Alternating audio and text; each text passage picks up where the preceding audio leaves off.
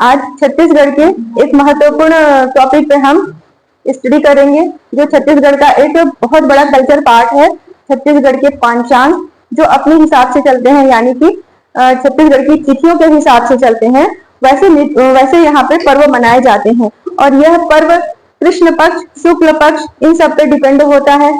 एक से 15 दिन तक का कृष्ण पक्ष, 1 से 15 दिन तक का शुक्ल पक्ष होता है हिंदी पंचांग के अनुसार। और जनजातीय समाज या छत्तीसगढ़ के अधिकतम त्योहार इन पंचांगों पे डिपेंड होते हैं। और इन त्योहारों से ही सारे समाज में नृत्य भी जुड़े हुए हैं, पर्व जुड़े हुए हैं, उनके विवाह संस्कार जुड़े हुए हैं, उनका बहुत सारा रस्म रिवाज भी जुड़ा हुआ है। तो ये छत्तीसगढ़ का बहुत ही इंपॉर्टेंट पार्ट है, छत्तीसगढ़ के तीज त्योहार। तो हम देखते हैं, सबसे पहले हम देखेंगे कि छत्तीसगढ़ के तीज त्योहार में माहों का नाम क्या है, किन माहों के हिसाब से इनका त्योहार डिसाइड होता है। देख रहे हैं अभी कि बैसाख माह में विवाह की तिथियां शुरू हो गई हैं। तो बैसाख माह विवाह के लिए बहुत महत्वपूर्ण होता है, क्योंकि वहां पर विवाह के लिए एक शुभ तिथि का मतलब घोषणा हो जाता है पंचांग के अनुसार। तो हम देखते हैं हिंदी के जो पंचांग है उनके अनुसार तिथियां कौन कौन सी हैं, क्योंकि अंग्रेजी तिथियों को हम अच्छे से जानते हैं जनवरी से दिसंबर तक का, लेकिन हिंदी की तिथि इससे थोड़ी सी अलग चलती है, उनका एक अलग महत्व होता है। हम जानते हैं कि जो हिंदी का जो त्योहार होता है उसकी शुरुआत कहाँ से मानी जाती है, चैत्र माह से मानी जाती है।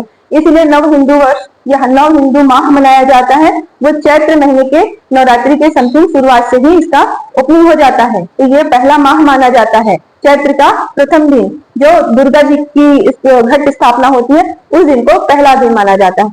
आइए देखते हैं, हम देख रहे हैं हिंदी पंचांग और उनके अनुसार जो भी त्योहार निर्धारित होते हैं उनको भी देखेंगे, लेकिन हमको सबसे पहले देखना है कि कौन कौन से हिंदी पंचांग हैं। 12। सबसे पहले हम देख रहे हैं चैत्र माह।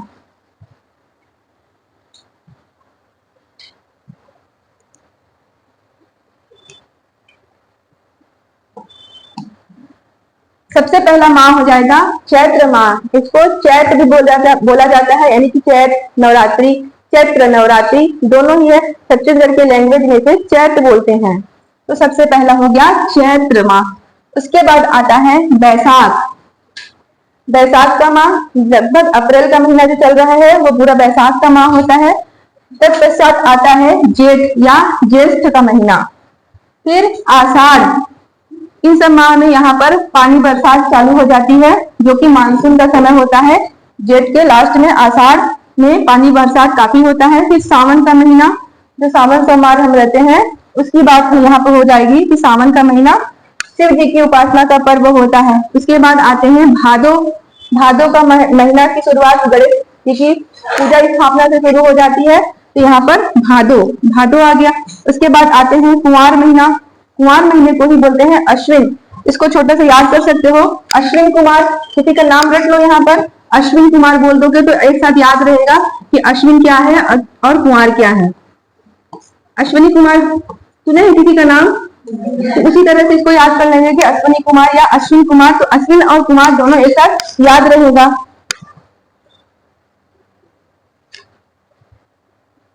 अगला देखते हैं महीना कार्तिक का माह। कार्तिक माह, ये समय जो होता है दीपावली का विशेष त्योहार पड़ता है। धनतेरस, दीपावली महत्वपूर्ण त्योहार यहाँ पे बड़े। फिर उसके बाद आते हैं अगहन का माह। अगहन का माह, अगहन के गुरुवार की पूजा होती है। हर गुरुवार को लक्ष्मी जी की पूजा की जाती है, बाहर रंगोली बनाई जाती है। इस तरह से इसको याद रखना है। उसके बाद आते हैं पूष का महीना। पूष के महीने की ठंडी काफी अच्छी बहुत ज्यादा होती है, तो पूष की ठंडी को बहुत ज्यादा प्रचलित बोला जाता है कि पूष की ठंडी बहुत तेज होती है। उसके बाद आते हैं माघ का महीना। माघ का महीना लगभग शिवरात्रि का समय होता है। उसके बाद आते हैं फागुन का महीना, जो कि माघ के लास्ट में, मतलब ये फागुन का महीना जो आया, यहाँ पर फागुन के महीने को हम होली तिहार के नाम से जानते हैं। तो इस तरह से एक एक त्योहार पकड़कर कम से कम तिथियां तो याद करनी जरूरी है। तो इन तिथियों को क्रम से याद करना है कि कौन सी तिथि किसके बाद आती है, जिससे हम त्योहार को अच्छी तरह से याद कर लेंगे। और ये जो पोर्शन है परीक्षा का विषय है, परीक्षा में आता है, जरूर ही आएंगे, क्योंकि इस पार्ट को वो छोड़ते ही नहीं है कि कौन सा त्योहार किस माह में किया जाता है। सबसे पहले हम त्योहार को किस माह में किया जाता है इसी को याद करेंगे। अगर ये याद हो गया तो उसके अंदर की चीजें हम अगले क्लास में याद कर लेंगे, क्योंकि एक क्रम से त्योहार याद हो जाएगा और त्योहार कब होता है इसको जानना और याद रखना बहुत जरूरी है। तो इसके अंदर कि कौन से त्योहार में क्या क्या होता है उसको विस्तृत से अगले बार में जानेंगे। तो इसको पूरा याद करके, पूरा एक क्रम से इसको सबको याद करके रखना होगा।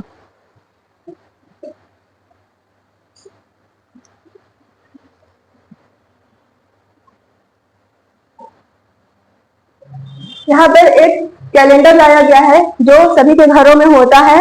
ये इस कैलेंडर का जो बनाया गया, इस कैलेंडर की जो व्यवस्था की गई है वो पूरी हिंदी तिथियों के अनुसार होती है। तो हिंदी तिथि इस कैलेंडर में पूरी पूरी आपको दिखेगी और इंग्लिश कैलेंडर में आपको कुछ भी नहीं मिलेगा, लेकिन हिंदी कैलेंडर में आपको सब कुछ मिलेगा। जितने 30 त्योहार हो रहे हैं सब इस कैलेंडर के पक्षों से जुड़े हुए हैं। तो जो शादी विवाह का सीजन आता है या शादी विवाह में रोक लग जाती है वो हिंदू कैलेंडर के हिसाब से ही चलता है, पंचांग के हिसाब से ही चलता है, ज्योतिषी के हिसाब से ही चलता है।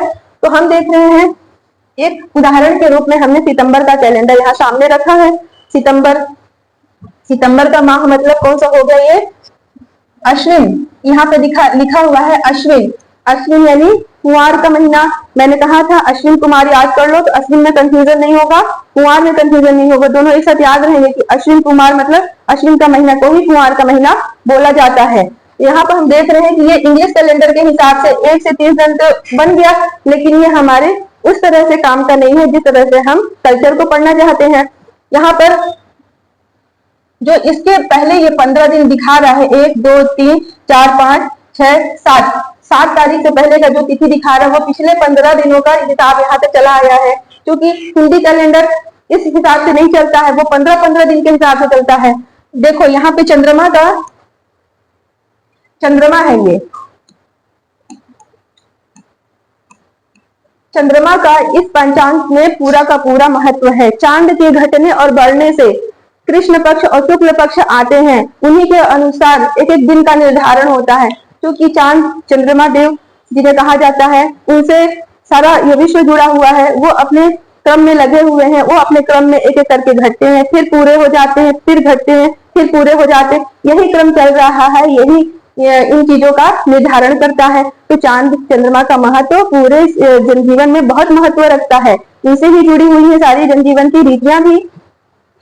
देखो ये जैसे चांद है, ये पूरा फुल चांद है, इसे बोला जाएगा पूर्णिमा।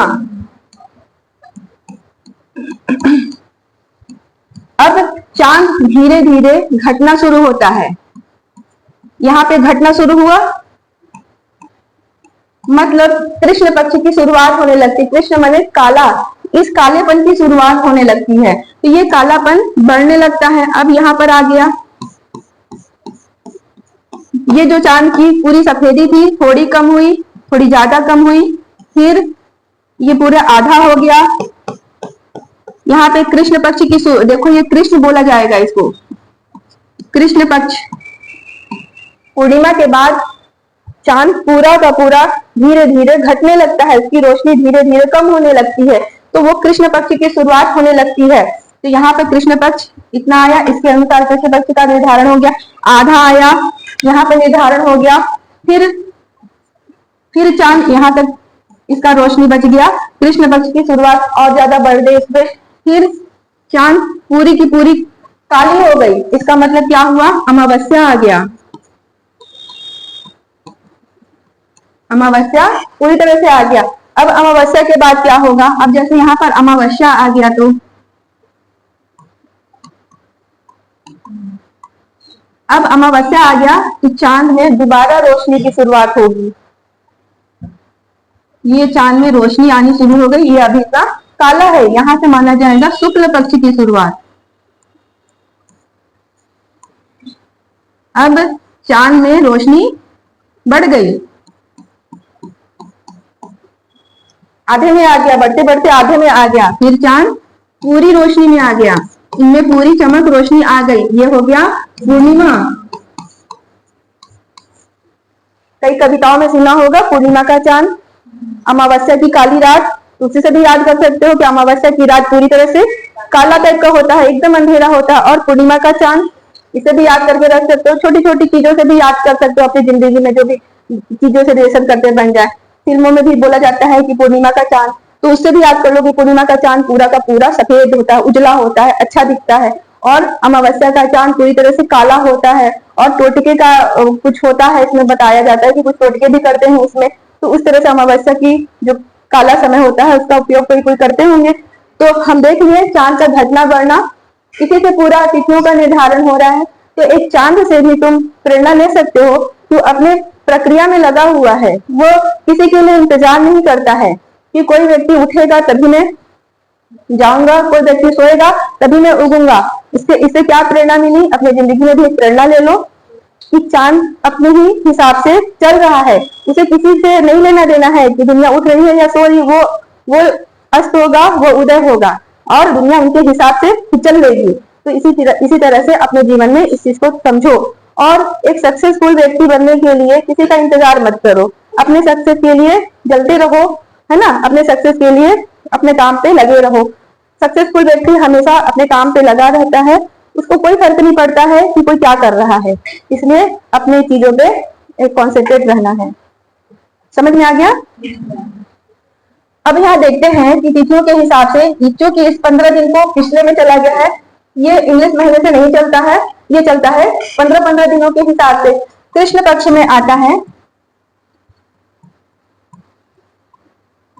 कृष्ण पक्ष होता है 15 दिनों का, और शुक्ल पक्ष भी होता है 15 दिनों का।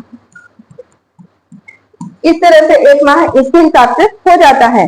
तब देखते हैं कि यहाँ पर एक लिखा है, दिख रहा है, यहाँ पे एक लिखा है, यानी कि अश्विन कृष्ण एक, यानी कि जो कालापन जो बढ़ रहा है, ये जो कालापन बढ़ रहा है, अश्विन कृष्ण एक मान लिया इसको, कृष्ण माने कालापन का बढ़ना। तो यहाँ पर अश्विन कृष्ण एक है, यानी कि जो कुआर का महीना है, कुआर का जो कृष्ण पक्ष है वो पहला दिन है। यहाँ पर पहला दिन दिखा, ऐसे करके ये दूसरा दिन, ऐसे तीसरा, चौथा, पांचवा, ऐसे करके छठवां, सातवां, कभी कभी 8वां 9वां एक दिन पड़ जाता है, कभी कभी 10वां 11वां एक दिन पड़ जाता है। वो तिथियां हैं, बदलती घटती रहती हैं। देखो अब यहाँ पर 11वां दिन आया, 11वां दिन को एकादशी बोला गया, 12वां दिन आया द्वादशी बोला गया। तो इस तरह से जो यहाँ पर अश्विन कृष्ण का जो पहला दिन है, हम किस माह की बात कर रहे हैं, देखो कुआर माह की बात कर रहे हैं। कुआर माह का जो पहला दिन होता है, कृष्ण पक्ष का पहला दिन, वो होता है पितृपक्ष का पहला दिन। तो ये तिथियां निर्धारण करनी कि कब पितृपक्ष तुम्हें मनाना है, क्योंकि जो पितृ हो गए होते हैं, जो हमारे बीच से गुजर गए होते हैं, वो होते हैं हमारे पितृ। उनके लिए भी एक समय निर्धारित है कि उनको भी एक स्थान देना। पितृदेव हमेशा खुश रहे तो परिवार में अच्छा होता है, तो उनके लिए इनको 15 दिन का समय यहाँ पर दिया गया है। छत्तीसगढ़ में इसको बोलते हैं मरपक माह बोला जाता है, मरपक बोला जाता है। तो यहाँ पर अश्विन कृष्ण माह एक यहाँ पर बोला गया है पहला दिन, यानी कि श्राद्ध का, पितृपक्ष श्राद्ध का पहला दिन। कई लोग अपने घरों में खाना निकालते हैं या इस प्रकार से करते हैं। तो इस तरह से ये कृष्ण पक्ष का श्राद्ध, द्वितीय श्राद्ध, ऐसे करते करते करते करते यहाँ पर 10वां, 11वां, 12वां, द्वादशी श्राद्ध आया, फिर त्रयोदशी श्राद्ध आया, त्रयोदशी के बाद आया चतुर्दशी, 14वें दिन, 15 दिन तक का दिया गया है इसमें उनको, इनके लिए पूरा। अब आते हैं यहाँ पर 15वां दिन आ गया, पितृपक्ष अमावस्या में यहाँ पे मनाया जाएगा। जैसे ही यहाँ पे पूरा 15वां दिन आया, कृष्ण पक्ष का 15वां दिन पूरा हुआ, यानी कि पूरा अमावस्या आ गया, मूलक काला हो गया ये यहाँ पे क्या होगा, अब पितृपक्ष का श्राद्ध मनाया जाएगा। तो यहाँ पे श्राद्ध का समय आ गया। अब देखो कितना एक ही महीने में कितनी बड़ी बात हो गई है। एक तरफ पितरों का पूजन का समय था, एक तरफ देवी माता का पूजन का समय आ गया।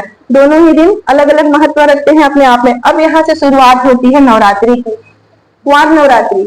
अश्विन कुमार याद हो गया, अश्विन कुमार मतलब अश्विन का महीना और कुंवार का महीना दोनों एक ही है। अब यहाँ पर नवरात्रि की शुरुआत हो गई। यहाँ से शुक्ल पक्ष चालू हो गया, अमावस्या के बाद में चांद में उजालापन चालू हो गया, मतलब शुक्ल पक्ष की शुरुआत हो गई। पहला दिन, दूसरी नवरात्रि का दिन, तीसरी नवरात्रि का दिन, चतुर्थी, ऐसे करके पंचमी, षष्ठी, सप्तमी, अष्टमी। फिर इसके बाद जो जाएगा वो अगले महीना पहुंच जाएगा, क्योंकि ये अपने हिसाब से चलता है। अष्टमी, नौमी, फिर उसके बाद आ जाएगा तुम्हारा दशहरा, 10वां दिन, जिसमें जो सर्दियों में जो नवरात्रि का उपवास रहते हैं वो 9 दिन तक घट स्थापना किए, पूजा किए, उसके बाद दशहरा के दिन वो अपना भोजन ग्रहण करते हैं। तो देख रहे हो कि तिथियों के हिसाब से ये समय घट रहा है, बढ़ रहा है। ये तिथियों को बहुत अच्छे से समझ लेना, इन्हीं के हिसाब से सारे कैलेंडर में जो पूजा पर्व निर्धारण होता है इसी के हिसाब से चलता है। चंद्रमा के घटने और बढ़ने से ही निर्धारण होता है। कि तिथियों का जो सबसे पहला महीना होता है हिंदू कैलेंडर वर्ष के अनुसार जो सबसे पहला जो माह होता है वो ओपनिंग का माह होता है चैत्र। चैत्र की नवरात्रि से ही पहला दिन माना जाता है। लगभग 21 मार्च या 22 मार्च को शुरुआत इसकी मानी जाती है और सब लोग इसका मतलब करते भी हैं, इसका त्योहार का उसको भी मनाते हैं। तो यहाँ पर देख रहे हैं चैत्र माह शुक्ल पक्ष नवमी, इस दिन मनाया जाएगा रामनवमी। नवमी के दिन आया तो रामनवमी मनाया जाएगा। इसके अगले दिन रहेगा दशहरा, जिसमें जिस समय 9 दिन का उपवास रख के सब अपने अपने खाना पीना को भोग लगाते हैं। इसी में जब देखा जाएगा छत्तीसगढ़ का एक प्रमुख त्योहार आता है सरहुल त्योहार। सरहुल त्योहार को हम जानते हैं कि यह कब पड़ता है, तो चैत्र पूर्णिमा के दिन पड़ता है।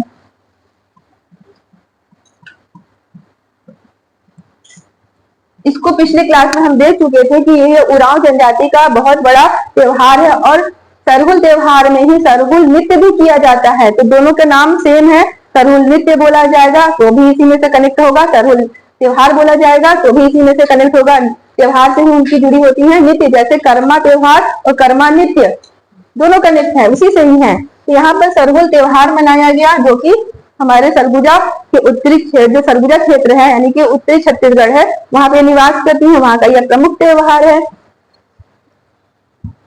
इसमें देखे हैं हम लोग कि सरला देवी की पूजा की जाती है, धर्मेश देवता की पूजा की जाती है और मुर्गियों के चढ़ावा चढ़ाया जाता है और लोग नृत्य करते हैं। जहाँ पर सरला देवी या जो वृक्ष होता है उस स्थान को बघई बोला जाता है, वहां पर गोल गोल घूमकर अपना वो नृत्य करते हैं। जो भी पूजा संपन्न करते हैं उनके कल्चर में जो है तो सब पूजा को संपन्न करते हैं और उत्सव मनाते हैं और सरहुल नृत्य भी होता है उसमें। फिर अगला है माटी तिहार, क्योंकि माटी तिहार, माटी का मतलब क्या हुआ, पृथ्वी, माटी मतलब भूमि, माटी मतलब पृथ्वी। तो इस माटी तिहार में इस चैत्र के महीने में बस्तर क्षेत्र में माटी तिहार मनाया जाता है, पृथ्वी की पूजा की जाती है उस समय। अगला है गोबर बोहरानी, बहुरानी नहीं बोहरानी, गोबर बोहरानी। तो ये कहाँ पे है, छिंदगढ़ में। छिंदगढ़ कहाँ पड़ा, बस्तर संभाग का जो अंतिम यहाँ पर जो ऐसा है बस्तर संभाग है, ये बस्तर संभाग में जो सुकमा जिला है लास्ट में वहीं पर छिंदगढ़ है, वहां पर इसका त्योहार का प्रचलन है। कौन सा, गोबर बोहरानी। इसको चैत्र माह में देखो मनाया जाता है, चैत्र के माह में मनाया जाता है। तो यूं याद कर सकते हो कि चैत्र का इतना तेज गर्मी रहता है ना। चैत्र माह में कोई घर के सदस्य बोल दिए कि जाओ इतनी कड़ी धूप में जाओ गोबर लिप कर आओ, तो बहू रानी को अच्छा नहीं लग रहा है। इसे भी याद कर सकते हो कि चैत्र में कोई बहू रानी से लिपवाता है क्या, नहीं लिपवाता है। तो चैत्र में गोबर बोहरानी को याद कर सकते हो। चैत्राई, चैत्र से जुड़ा हुआ एक चैत्राई पर्व भी होता है, इसको भी अच्छे से याद करके रखना है। यहाँ पे चैत्र लगा है और ये चैत्र महीने में मनाया जाता है, यानी कि चैत्राई का पर्व हो गया। अब देखो इसी में जब हम होली त्योहार मनाते हैं तो वो चैत्र महीने के समय ही होता है। तो चैत्र कृष्ण प्रथमा यहाँ पर होली का त्योहार होता है, क्योंकि ये लास्ट महीना है, अगर देखा जाए तो ये लास्ट भी हो रहा है। अब देखते हैं अगला बैसाख। इसको तब समझोगे जब फागुन का महीना आएगा ना, तब समझोगे। फागुन लास्ट हुआ, फागुन के बाद चैत्र का पहला दिन आता है, उस समय होली खेलते हो। लेकिन जनरली लोग क्या सोचते हैं कि फगुआ, फागुन के महीने में होली खेलते हैं, लेकिन फागुन की पूर्णिमा को क्या होता है, फागुन की पूर्णिमा को हम लोग होलिका दहन करते हैं। उस दिन तो पूरा होलिका दहन का काम होता है। अगले दिन तिथि के अनुसार अगर पूर्णिमा पड़ गया तो ठीक है, नहीं तो चैत्र का पहला दिन पड़ता है उस समय होली का त्योहार मनता है खेलने वाला।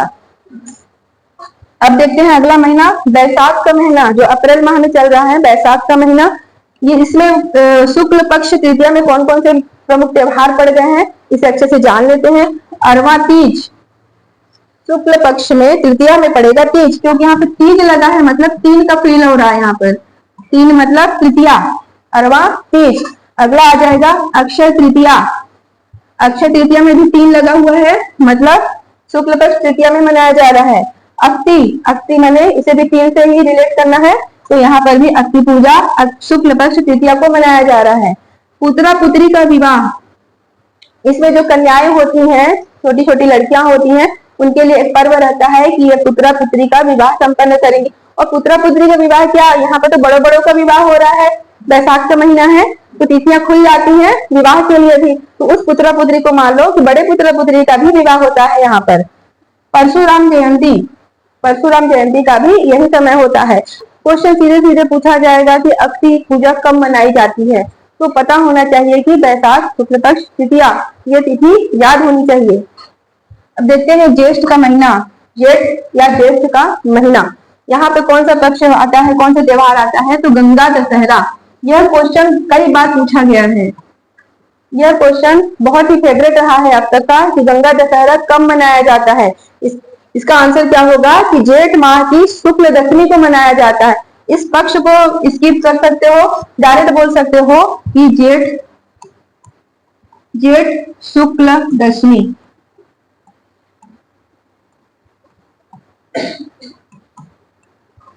पक्ष अक्ष बोलने की आवश्यकता नहीं है क्योंकि इसमें समय जाता है और बीच में एक जबरदस्ती का घुसा हुआ समय होता है ये, तो सीधे बोलो ज्येष्ठ शुक्ल दशमी को गंगा दशहरा मनाया जाता है। बहुत ही फेवरेट क्वेश्चन रहा है ये, हर बार आया हुआ है।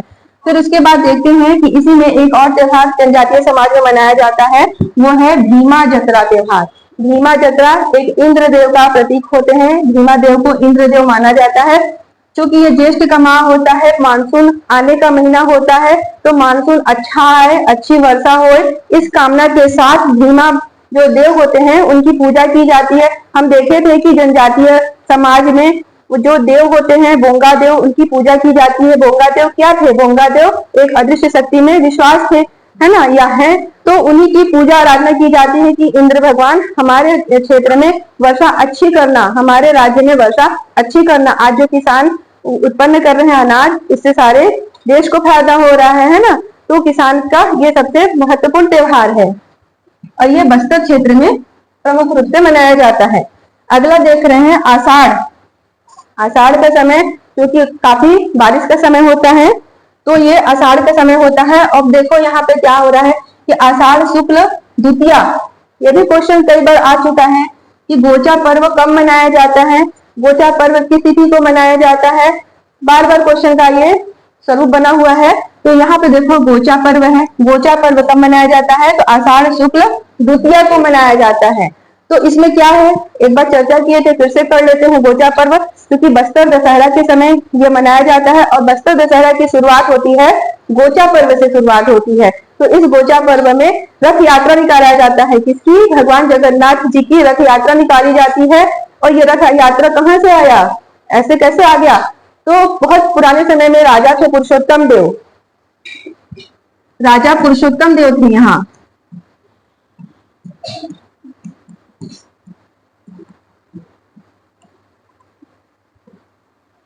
काकतीय वंश के प्रमुख राजा थे शुरुआत में राजा पुरुषोत्तम देव। उन्होंने जब वो जगन्नाथपुरी की यात्रा में गए थे तो वहां के भगवान प्रसन्न होकर उनको रथ भेंट किए थे। वो रथ लेकर बस्तर आ गए थे। उन्हीं की खुशी में बस्तर के दशहरा की शुरुआत इस गोचा पर्व से की जाती है और रथ यात्रा निकाली जाती है। तो इसको तिथि को याद रखोगे कि शुक्ल जो होता है ये आषाढ़ शुक्ल द्वितीया को गोचा पर्व मनाया जाता है। इसी में आता है बीज बोहनी पर्व। कोरवा जनजाति से याद करना है इसे। ये बीज बोहनी कौन मनाता है? कोरवा जनजाति मनाती है। फिर अगला हम देख रहे हैं सावन। सावन का महीना आ गया, शिव जी की उपासना का समय। तो यहाँ पर भी बारिश होती है, अच्छी खासी बारिश होती है और खेतों में अनाज का पौधा लहलहाता हुआ हरा हरा दिखता है। काफी सुंदर माह होता है ये। अब यहाँ पर देखते हैं कि क्या हो रहा है। तो अमावस्या यानी कि सावन अमावस्या, प्रश्न में सावन आए या श्रावण आए उनकी मर्जी, आंसर तो यही होना है। तो श्रावण अमावस्या या सावन अमावस्या, यहाँ पर होता है हरेली त्योहार। अब हरेली त्योहार इतना प्रमुख त्योहार है जनजातियों में या छत्तीसगढ़ का एक प्रमुख त्योहार है कि सारी त्योहारों की शुरुआत यहीं से मानी जाती है। यह छत्तीसगढ़ का पहला त्योहार है, यहाँ से ओपनिंग हो जाती है, खेती किसानी का शुरुआत हो जाता है यहाँ से। तो जहां पर खेती किसानी की बात आती है वो सबसे बड़ा त्योहार होता है। तो हरेली त्योहार में यहाँ पर बहुत ज्यादा पशुओं का पूजा होता है, तो पशु की पूजा होती है, यानी कि जो गाय बैल होते हैं उनकी पूजा होती है। यहाँ पर एक तो हाइजीन के हिसाब से भी ये महीना बहुत ही हाइजीनिक होना चाहिए, क्योंकि यहाँ पर जो संक्रमण होता है एक बढ़ता हुआ संक्रमण का समय होता है, यानी कि डायरिया का समय या फिर तपेदिक का समय जो भी होता है, मतलब बुखार आना, तो ऐसे समय का भी रहता है ये महीना। यहाँ पे साफ सफाई की काफी जरूरत होती है, तो ये अपने गाय बैलों को साफ सुथरा करते हैं और उनको कुछ अच्छे कपड़े पहनाते हैं, उनकी पूजा करते हैं। तो इस समय अमुस त्योहार भी मनाया जाता है, इसको भी साथ में याद रखना है कि सावन अमावस्या के दिन अमुस त्योहार, इस शब्द को याद रखना है, अमुस त्योहार। और यहाँ पर गेड़ी पर्व भी मनाया जाता है इसी दिन, जो सावन अमावस्या का जो तिथि होता है, इस दिन गेड़ी त्योहार भी मनाया जाता है। गेड़ी का मतलब हम जानते थे कि दो गेड़ी होती है जिसपे पैर फंसाने के लिए लगा होता है छोटा सा लकड़ी, और उस पर चढ़कर गेड़ी में नृत्य करते हैं ग्रुपिंग में, क्योंकि हम देखे थे कि इसमें गाना नहीं गाया जाता है, यह सिर्फ पुरुषों के द्वारा किया जाता है। तो आप देख रहे हो कि सारी चीजें एक दूसरे से कनेक्ट है, एक चीज साधो सब चीज सधेगा। तो यहाँ पर गेड़ी पर्व मनाया जाता है। इसी पर एक चीज और याद रखना है कि नारियल फेंक प्रतियोगिता होती है, नारियल फेंक प्रतियोगिता होती है। जनजातीय समाज में कुछ कल्चर में है कि त्योहार के समय नारियल फेंक प्रतियोगिता होती है, तो ऐसा यहाँ पर महत्वपूर्ण है सावन अमावस्या के दिन। सावन अमावस्या को एक प्रकार से जादू टोने टोटके के दिन इसको भी माना जाता है, क्योंकि अमावस्या तिथि जुड़ी है इसके साथ। तो ऐसा बोला जाता है या कहा जाता है कि इस दिन अपने घरों को टोने टोटके से बचाने के लिए गोबर से पूरा घेरा जाता है, सवनाही मनाई जाती है। तो इसको भी याद रखना है, यदि क्वेश्चन में आ चुका है कि टोटके का त्योहार कौन सा है, तो ये अमावस्या का समय होता है, सावन अमावस्या का समय। अब अगला देख रहे हैं शुक्ल पक्ष पंचमी, सावन शुक्ल पंचमी, नाग पंचमी, इसको क्या बोले हैं, नाग पचैया अपनी भाषा में, जनजातीय भाषा में नाग पचैया बोला जाता है। नाग देवता को पूजा की जाती है, नाग देवता की पूजा की जाती है, उन्हें दूध का भोग लगाया जाता है, या फिर घर में लाई बतासा चढ़ाई जाती है, छीटी जाती है, ये सारी जगह प्रचलन में है। फिर अगला देखते हैं शुक्ल नवमी से पूर्णिमा तक कजरी त्योहार। कजरी त्योहार छत्तीसगढ़ का एक महत्वपूर्ण जनजातीय त्योहार है। तो ये जो हो रहा है सावन शुक्ल नवमी से पूर्णिमा तक, 9वें दिन से पूर्णिमा तक कजरी त्योहार मनाया जाता है।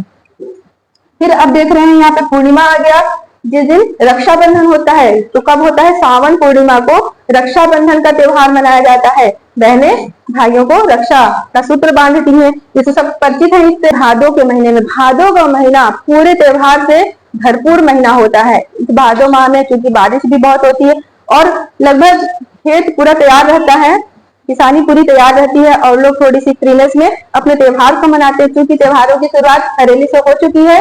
अब भादो के महीने में बहुत सारा त्योहार आता है, इन त्योहारों को अच्छे से याद करके रखना है। यहाँ से बहुत क्वेश्चन आए हैं और आगे भी आएंगे। भादो प्रथमा, भादो प्रथमा में जो कि हम वहां पर देखे थे सावन की पूर्णिमा को रक्षाबंधन मनाए, उसी समय कुछ समय और पहले एक भोजली उगाया जाता है। भोजली उगाया जाता है मतलब कुछ अनाजों को, 4-5 प्रकार के अनाजों जैसे गेहूं, जौ और भी कोई 3-4 अनाज होते हैं, उसको जवारे के टाइप का उगाया जाता है। जो अच्छा उग जाता है तो उसके बाद क्या करते हैं, भोजली का विसर्जन करते हैं। कब करते हैं, रक्षाबंधन के दूसरे दिन। तो रक्षाबंधन का दूसरा दिन कौन सा हुआ, भादो का पहला दिन हो गया। यहाँ पर भोजली का विसर्जन होता है, और ये भोजली बहुत इंपॉर्टेंट है। इसमें क्वेश्चन आ चुका है कि भोजली विसर्जन कब होता है, तो भादो माह में होता है। और इसमें क्या प्रमुख है, तो इसमें मितान बदते हैं, मितान प्रथा है। इसमें थोड़ा थोड़ा भोजली बांटेंगे, जिसको मितान बनाना है वो अपने कानों में लगाएंगे या फिर एक्सेप्ट करेंगे कि हाँ तुम मेरे मितान हो करके, जो भी जिस प्रकार से करते होंगे। तो ये मितान प्रथा के लिए भोजली का समय होता है, इसको भी याद रखना है।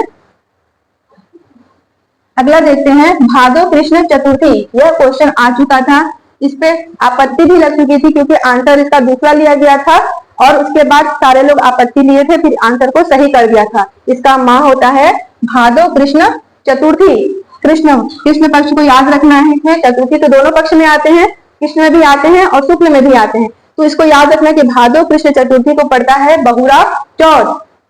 फिर अगला है भादो कृष्ण षष्ठी। यहाँ पर देख रहे हैं कि बहुत महत्वपूर्ण त्योहार आ गया षष्ठी के दिन, यानी कि छठवां दिन। कौन सा, हल षष्ठी, इसे भी बोलेंगे हल छठ बोलेंगे, इसे खमर छठ भी बोलेंगे और कमर छठ भी बोलेंगे।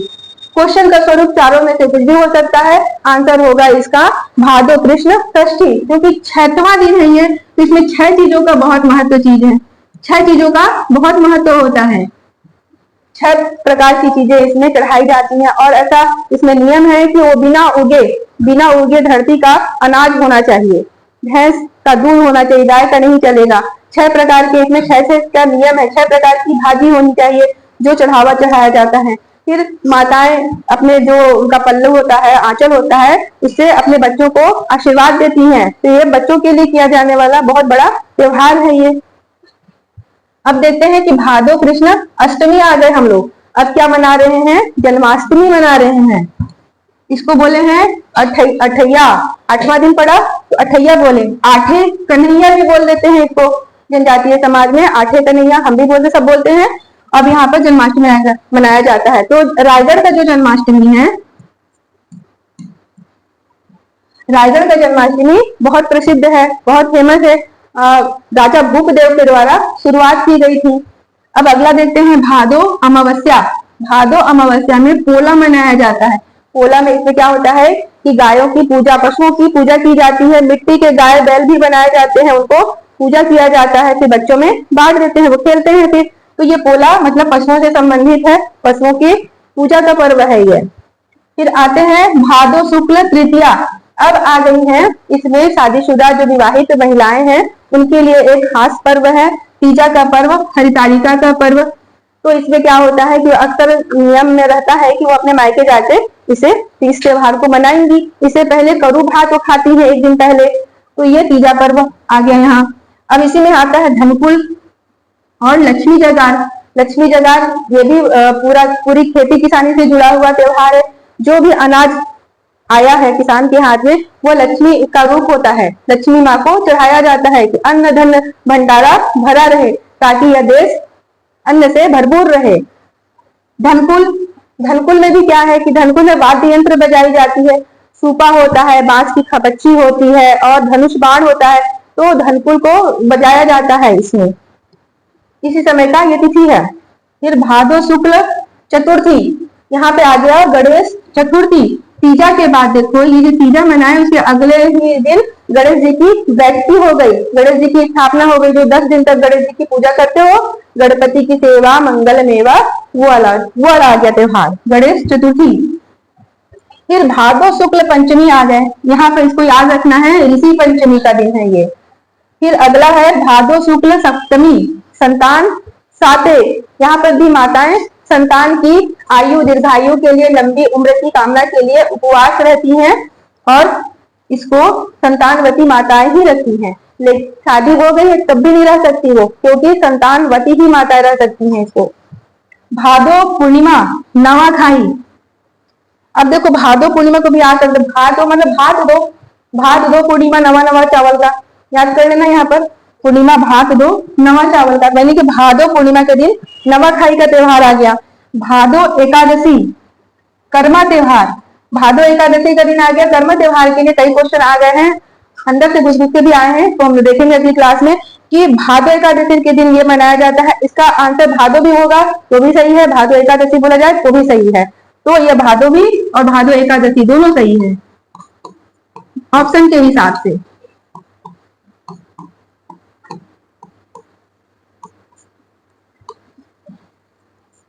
अब कर्म त्योहार देख लिए थे। कर्म त्योहार कर्म देव की पूजा है ना, कर्म का त्योहार है, कर्म सेनी की इसमें पूजा की जाती है। एक लाइन में क्वेश्चन आया है कर्म त्योहार किसको समर्पित है, तो कर्म सेनी को समर्पित है। इसमें क्या है, इसमें भी खेती किसानी का ये त्योहार है। इसमें जो होता है कर्म त्योहार में श्रम का त्योहार है, किसान जो श्रम कर रहे हैं उसके लिए समर्पित है ये त्योहार। और इसी में कर्मा नृत्य भी किया जाता है।